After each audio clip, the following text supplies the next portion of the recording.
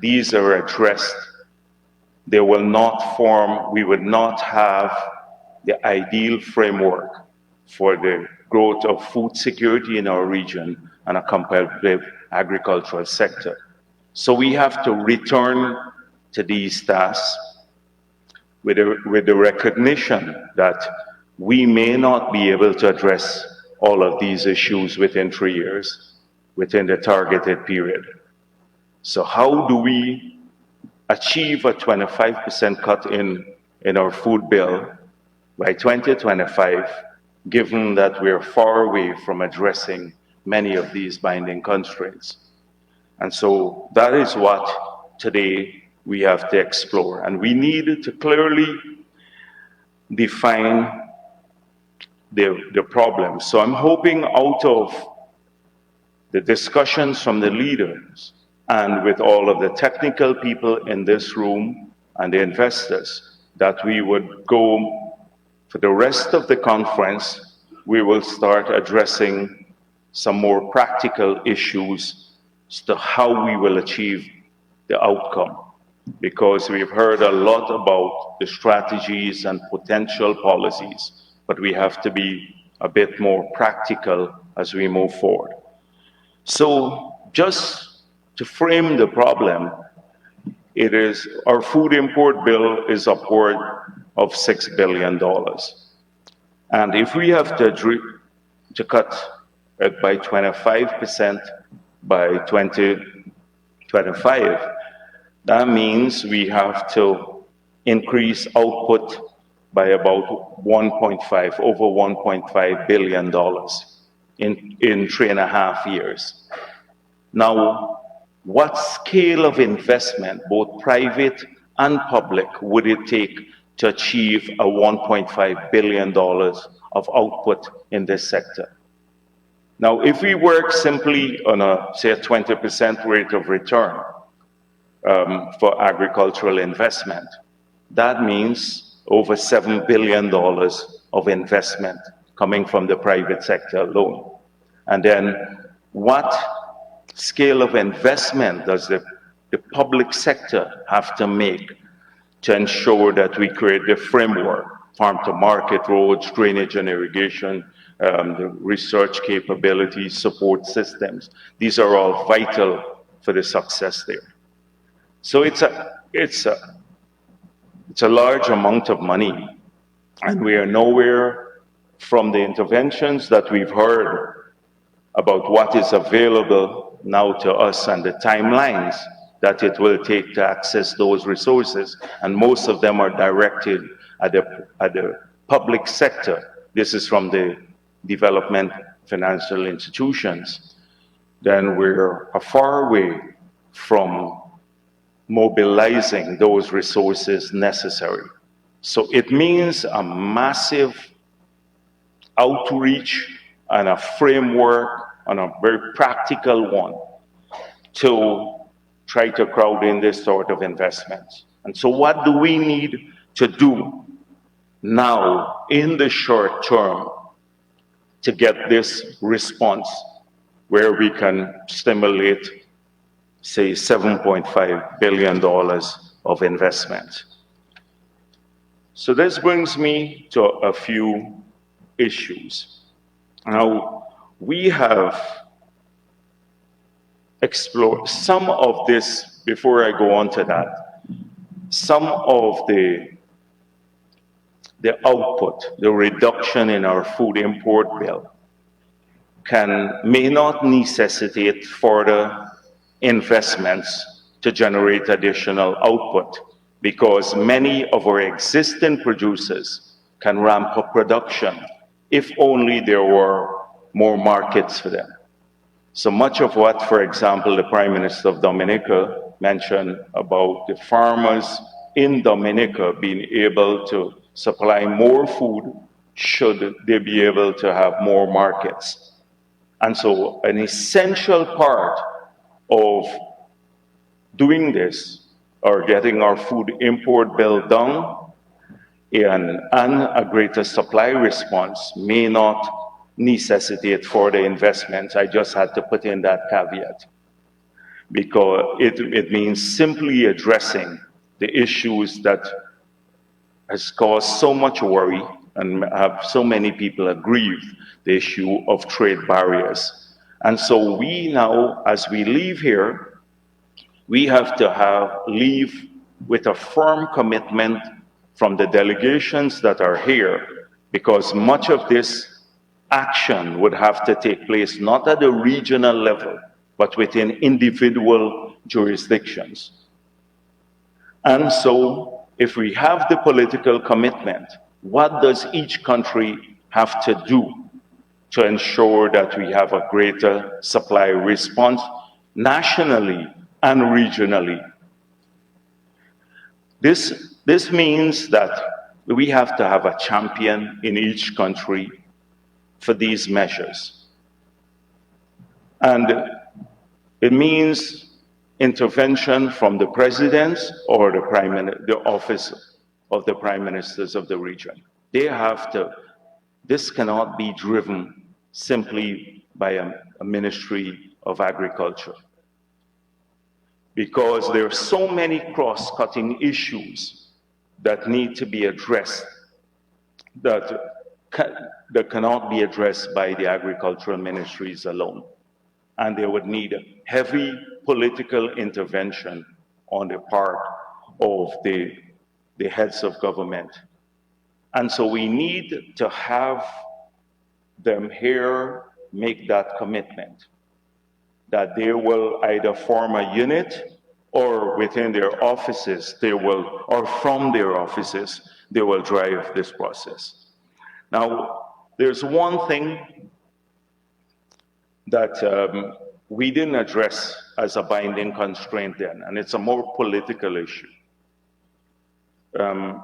It is about who gets concessions in a country. And the sectors that have the greatest lobbying powers often are the ones that emerge in a national framework with the greater concessions. So across the region, say CARICOM, the tourism sector has walked away with a ton of concessions historically. For obvious reasons, they've supplied a lot of the foreign currency needs of many of the countries, and they employ a lot of people. But in that process of giving concessions and given the fiscal frameworks in these countries, that the amount of revenue that you can lose would be limited through concessions, given the fiscal framework and the stressed budgets of many countries. If there is no champion for the agricultural sector, the ministries of finance and the others will continue to operate in the same manner they've done in the past. They will give the concessions only to those sectors that have the greatest lobbying power. And that is why, and farmers often don't have that lobbying strength. And that is why they need a champion in the government to ensure that when the framework is established by the head of government and says, in the agricultural sector, I'm going to ensure to achieve food security in my country, I'm going to ensure that the agriculture budget grows by 15% from what it is every year in the future. That it's not treated as a residual allocation, but that is a primary allocation in the budget. That if the budget will grow by 15%. So if you're looking to cut to balance budgets, then you're not cutting this ring-fence sum.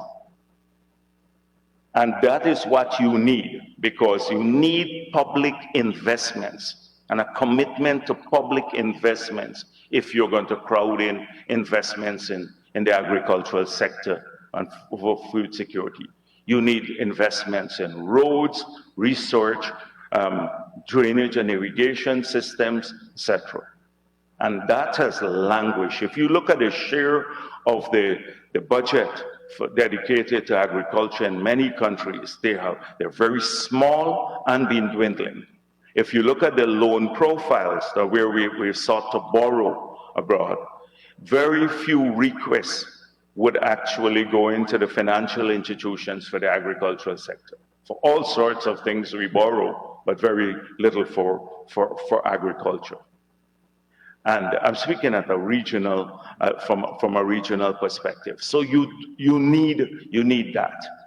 You need that. And secondly, you need the strength of and the political will of the Prime Minister's office or the President's office to cut through what has happened in many of our countries. In many of our countries, retail trade is dominated by monopolies across the Caribbean, by a single large group that has had either strong political influence or by the sheer presence in many of our territories and the period that they've been there. They've dominated retail trade. And it's hard for new people to break into the retail trade and therefore bring down costs. I'm not going to call countries, but many of you know what I'm talking about. And often they're very politically connected. To open up trade, we have to almost break that monopoly. And it's not going to happen easily. And many of them are the ones who lobby for, and they have deep connections within governments, and within the regulatory agencies, and they almost push the introduction of the restrictive phytosanitary standards in many of these countries as a form of a protectionist tool, because as the tariffs go down, because they come through the common external tariff, to protect the dominance they have in retail trade in those countries, they start using the phytosanitary standards, and they push many of these countries and the regulatory agencies. So someone needs to break that up. We have had that issue when we try to get some of our exports out, and we know where it's coming from directly. It is not necessarily the governments, but a direct control from the private sector pushing those agencies, the standard agencies in their countries to stop issues. And then we have some ridiculous things like they have to visit factories that produce ice cream in one country, but they would never do that for ice cream coming from North America. But if you try producing ice cream in Guyana and you try to export it or to some countries, they want to visit your factories. And this is all protectionist. But since we can have a greater supply response from the trade and the greater trade in the region and a cutting of the food expenditure, we need to tackle this as a priority. And this requires heavy lifting. So we can't leave here without that commitment. This process has to be driven right up from the top. And the serious commitments that are made there. Fiscal concessions. The same way that we increase the share of the budget to the food security sector, we have to have a commitment, a package of fiscal concessions that are comparable with what other sectors in our countries enjoy. So the tourism sector. The only way we can do that is if we treat this now as a priority. I'm going to move forward because I'm conscious that this is a discussion here. So at the national level too, as we were on the urgent task now of improving our food security and making agriculture competitive and cutting our food import bill, we cannot lose sight that there is a greater existential threat to our societies, but to our food system. And therefore, no sustainable agricultural strategy could be pursued or developed unless it is closely linked to a national water strategy and a national climate strategy. They're all interlinked. Because if climate change is not just a threat to the way of life. A lot of the agriculture we do now, we may not be able to pursue unless we have a national adaptation strategy. So in Guyana's case, unless we have a strategy to tackle water and excessive water, especially coming in short periods with greater intensity, it will destroy the agricultural sector. Or unless we have crops that are more climate resilient.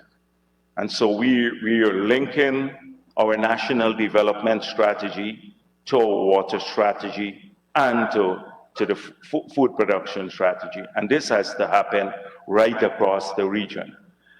So that integrated approach.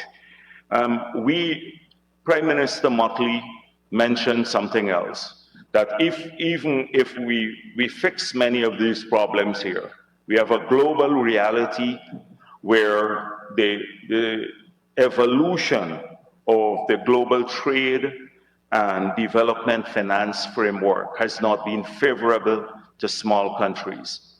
We have seen a dedicated campaign to remove the preferences that were won and fought for since the GATT, and then were part of the WTO. But there's been a systematic erosion of that, driven by the large countries who say they want to help us. They will give us a small loan or a small grant, and maybe $10 million, but take away in trade preferences $50 million. We saw it in the sugar sector and the bananas. And there has to be that recognition. And sometimes many of our regional policymakers become so enamored with the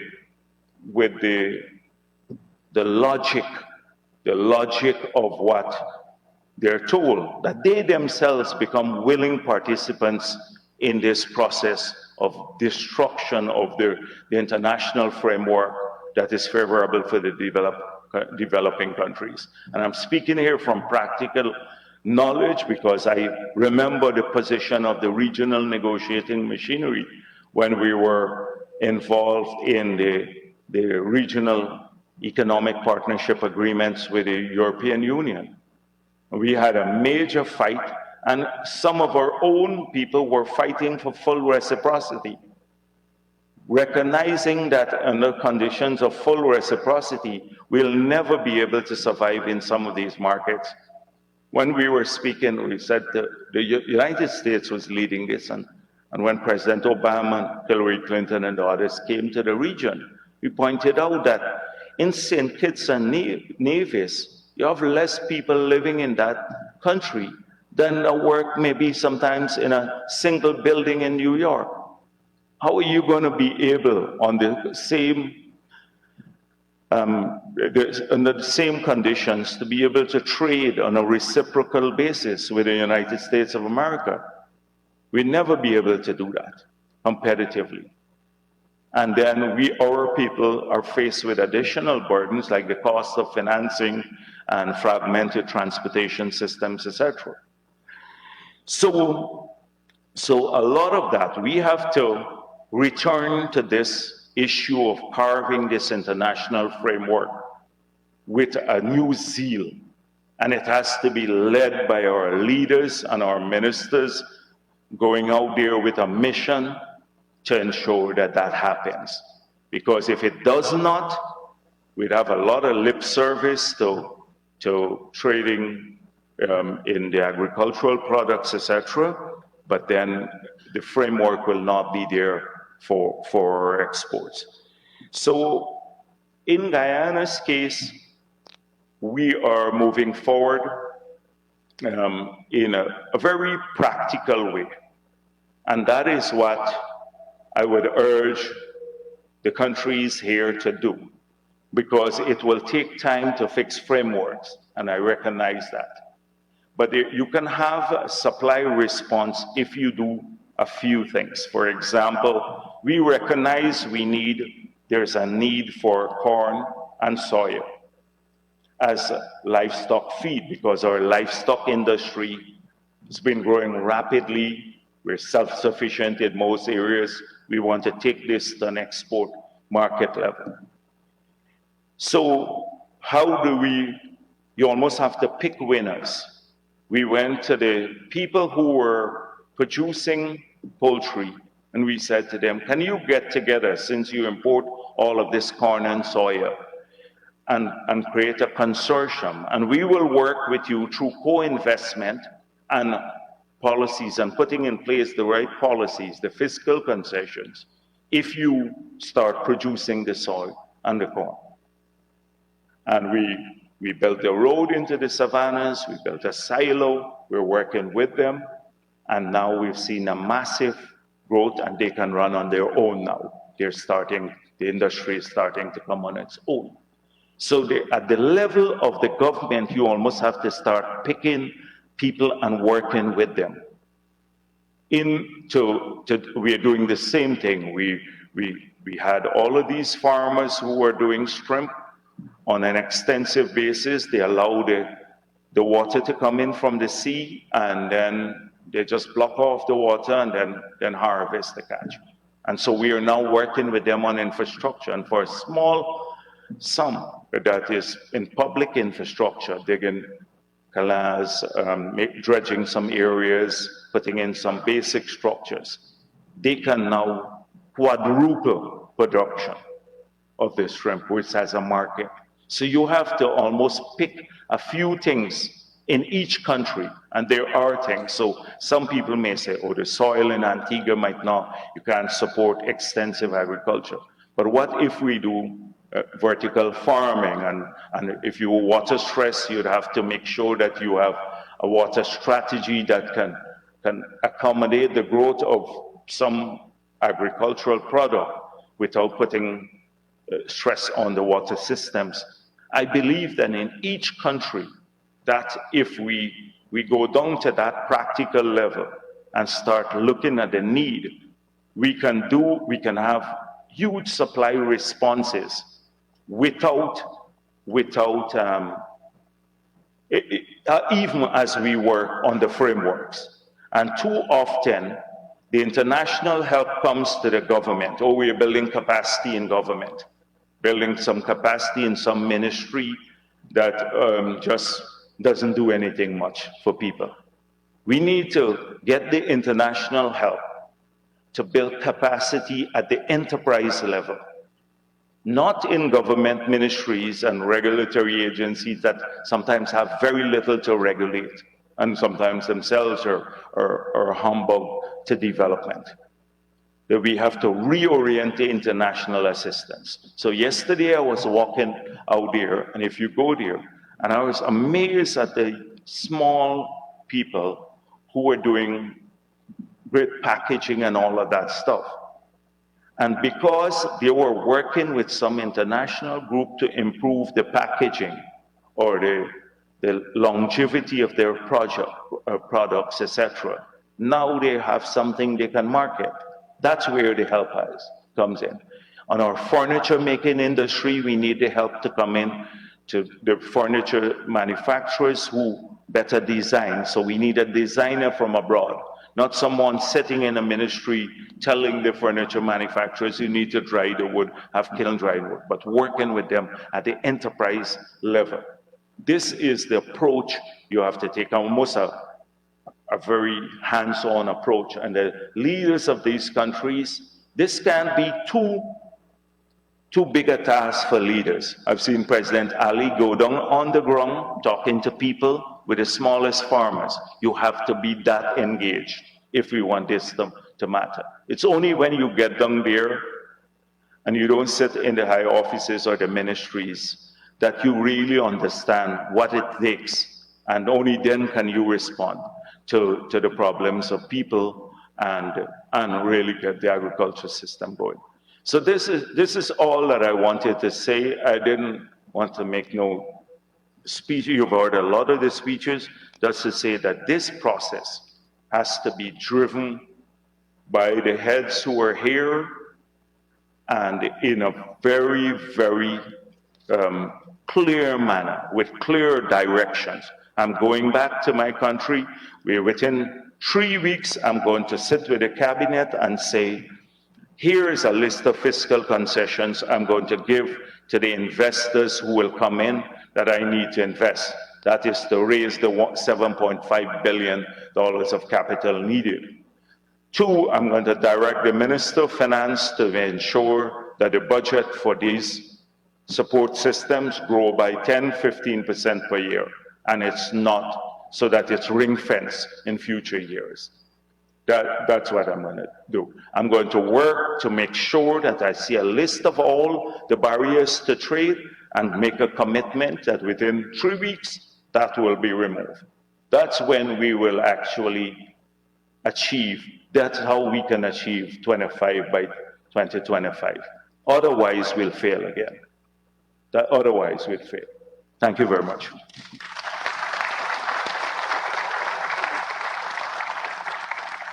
Thank you, Excellency. Thank you for a very inspiring yet very practical conversation that I think you have started. It's 3 or 4, very concrete, very practical,